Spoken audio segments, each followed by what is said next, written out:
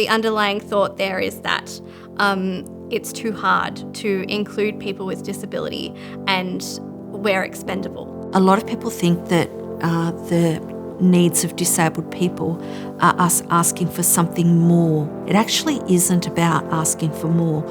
What it is about is asking for those things to be done so that we can participate more equally. Challenging ableism is hard. It takes bravery and courage. Text. Get Real number 3. Unlearning ableism and gender inequality with women with disabilities.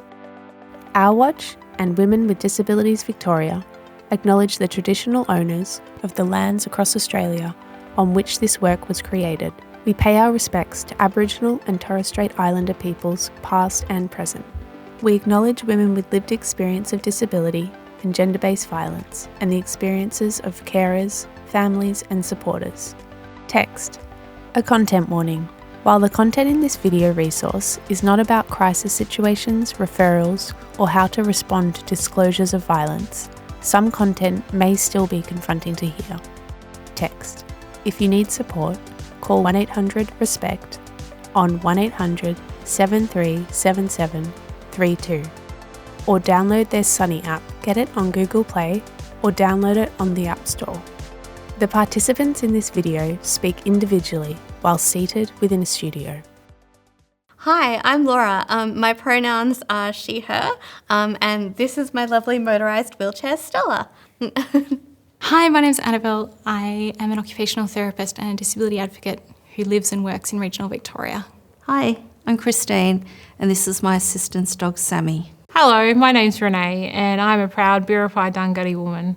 I am a disability and gender justice advocate. Ableism is a set of attitudes and behaviours that revolve around or are based on the notion that people with disability are inherently somehow less than people without disability. Another way to describe it is organising communities towards people without disability. Having lower expectations of staff with disability, or it might involve thoughts that, for example, making something accessible is just too difficult, so we won't do it. Gender inequality.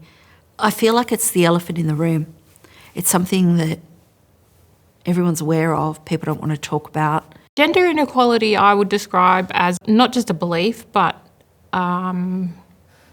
an environment, a system where women and non-binary people are perceived as being subservient or lesser than. Disparities might be apparent in the economic sphere. We know that there's a massive gender pay gap. Disparities might also be apparent in the healthcare system, in the way that people of different genders are treated when they access or attempt to access healthcare. They might be apparent in the educational sphere, say when by virtue of their gender, a young person is encouraged to study particular subjects, even if their interests don't lie in those subjects. Most drugs that women use are only tested on men.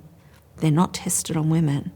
And then we wonder why they don't work for us. Paternalistic attitudes and attitudes that infantilise us or treat us as though we are children who need to be looked after, who can't make decisions for ourselves, who, I guess, are in that way deprived of agency over various decisions or in various domains of our lives.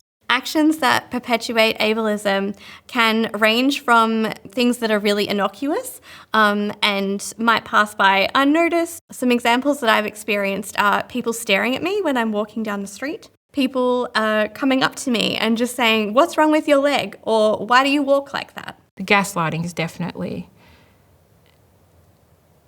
a massive, massive problem. Just not believing me, believing that I would rather lie about needing a wheelchair than actually needing it. And, you know, the amount of energy and time and distress and sadness that comes from not being able to take my child to a park or to, you know, an environment that they want to go to because my wheelchair doesn't fit. and not being able to pay for a new one and having to beg constantly to get access to what is a basic human right. Access to things is a basic human right. Our world is basically designed through a system of patriarchy which favours men. Unfortunately, it's just been like that for a very long time. Add on top of that the fact that architecture in the world and a system designed that favours mostly men also only favours mostly able-bodied people. And I think that's why other people who aren't disabled don't understand. But a lot of people think that they're ticking a box, but providing disabled access is not about that. Equality and equity is certainly not about that. It's a really difficult thing to live in a country where you know that 6 out of 10 people don't think that you deserve choice and control over your own life. Women and girls with disabilities are affected in a quite sinister way when ableism combines with gender inequality. When you've got a situation where, especially with women with disabilities with a male partner, the male partner might be influenced by society that they're better or more than because they're a man to start with and they're able-bodied. That puts the woman with a disability in a more inferior position. It makes them vulnerable, and in that vulnerability, that's where the violence occurs. Another important factor to consider in terms of the kinds of violence that women and girls with disabilities are more likely to experience is that of intersectionality. Research tells us that women and girls with disabilities who are also Aboriginal and Torres Strait Islander are far more likely to experience all kinds of violence as a consequence of racism. We also know that women and girls with disabilities who are from the LGBTQIA+ community are far more likely to experience all of those kinds of violence. Again, not as a consequence of their membership of that cohort, but as a consequence of homophobia and transphobia and biphobia and all of those prejudiced attitudes. So often I am either the only black fella in the room or the only woman in the room or the only black woman in the room, or like I am the minority always. And sometimes it feels like half my job is just reminding them of that fact, reminding them that, hey, when you left for work this morning, you didn't have to navigate the things that I did, so maybe appreciate the work that it's taken me to get there. This is what's so crucial, that we attack ableism and gender inequality. It has to happen together. All of those things together mean that we are more likely to experience violence because these attitudes are normalised. And when they're normalised and those things happen and people don't bat an eyelid, people don't think, hang on, that's not okay, then those things just keep happening. Text: How allies can unlearn ableism and gender inequality. I wish there were more times when I'd had positive experiences, but the ones that I have had have been amazing. I went out to dinner the other night. I rarely go out to dinner because it's just too draining. On their booking form online, it said, if you can't sit at a high table or you've got mobility issues, please add a note. And I added a note and said, I can't sit at a high table, I have an assistance dog and I struggle with stairs. They rang me up. Like 10 minutes later after I'd submitted that, just to go over my needs and where they could put me and how to come in. It was incredible. One of my friends got married in late 2023. She wanted the ceremony to be as accessible for me as possible. She checked in with me about what my access needs were. She knew that COVID safety is a part of that. She also made sure that the venue was wheelchair accessible.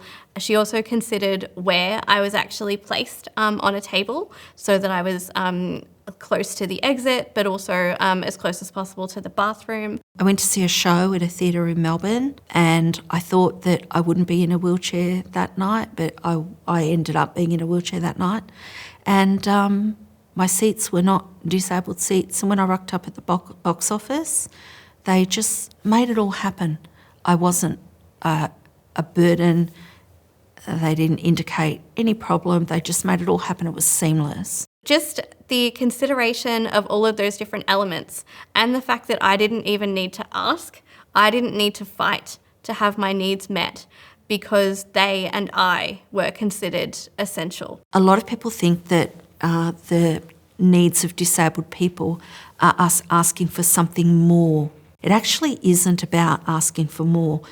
What it is about is asking for those things to be done so that we can participate more equally. If we take those things away, we're not already out of breath before we get to the last bit that we should enjoy. If those things were just provided, we've got equal opportunity to enjoy the same things that able-bodied people enjoy without having to have those accommodations.